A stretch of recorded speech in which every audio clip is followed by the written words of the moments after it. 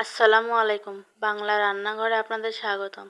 আজ আমি আপনাদের গন্ধবাদালির বড়া বানায় দেখাবো, তাহলে সঙ্গে থেকে দেখতে থাকুন। ভিডিওটি ভালো লাগলে লাইক, কমেন্ট, শেয়ার এবং পেজটি ফলো করে দেবেন। আর যারা ইউটিউব চ্যানেল থেকে দেখছেন তারা সাবস্ক্রাইব করে বেল বাটনটি অন করে রাখবেন।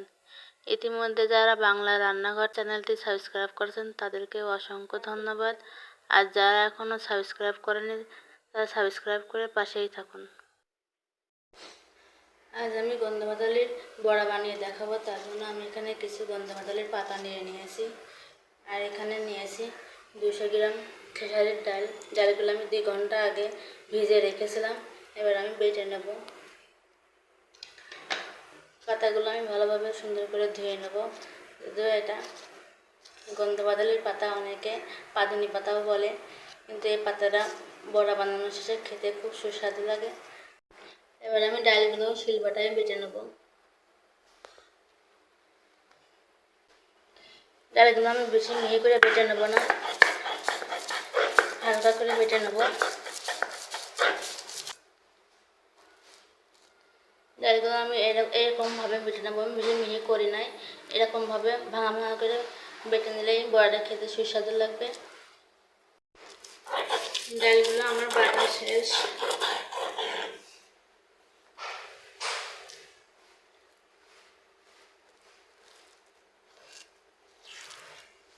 এবার আমি একটা বাটিতে তুলে রাখবো।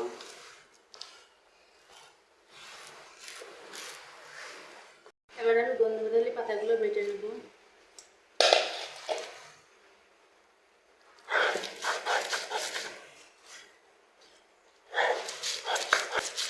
গন্ধবাদালি পাতাগুলো আমি একদম মিহি করে বেটে নেব।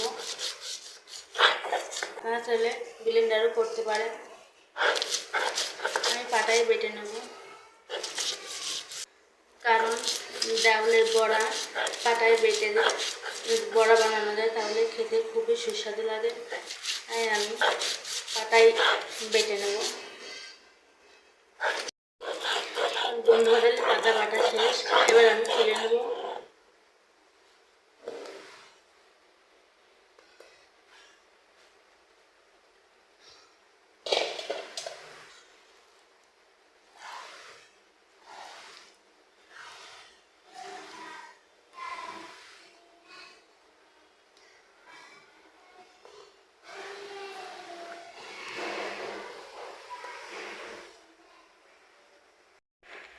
আমি এখানে মাঝারি সাইজের 4টা পেঁয়াজ কুচি করে নিয়েছি, আর পরিমাণ মতো কাঁচামরিচ নিয়ে নিয়েছি। আর আমি পাটার উপরে রেখে নেব।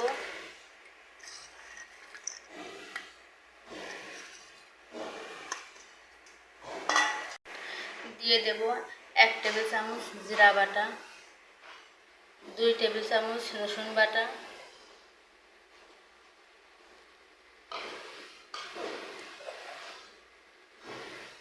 1 চামচ হলুদের গুঁড়া, স্বাদ মতো লবণ। এবার আমি এগুলো সব একসঙ্গে করে ভালো করে মেখে নেব।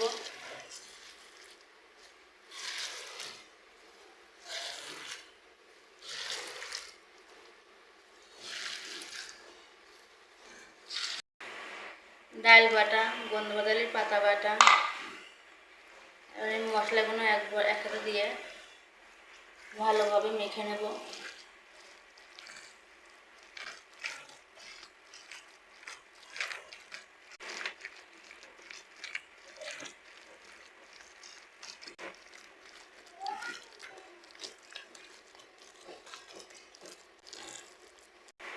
ডালগুলো মাখানো শেষ। এবার আমি চুলার উপর দিয়ে ভেজে নেব। ফ্রাই প্যান গরম হয়ে গেছে, এবার আমি তেল দিয়ে দেব।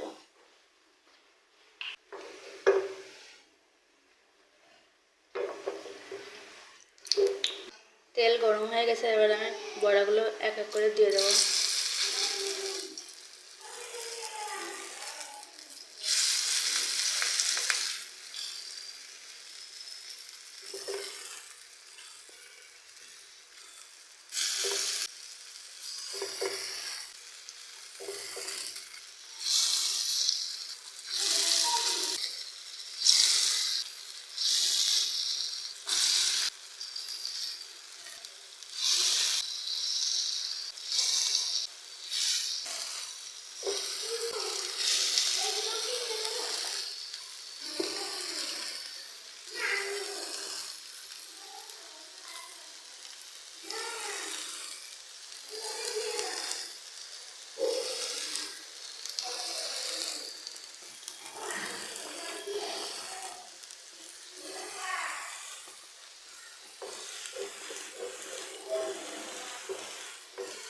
পাশ ভাজা হয়ে গেছে, উল্টায় নিয়ে অপর পাশটাও আমি ভেজে নেব।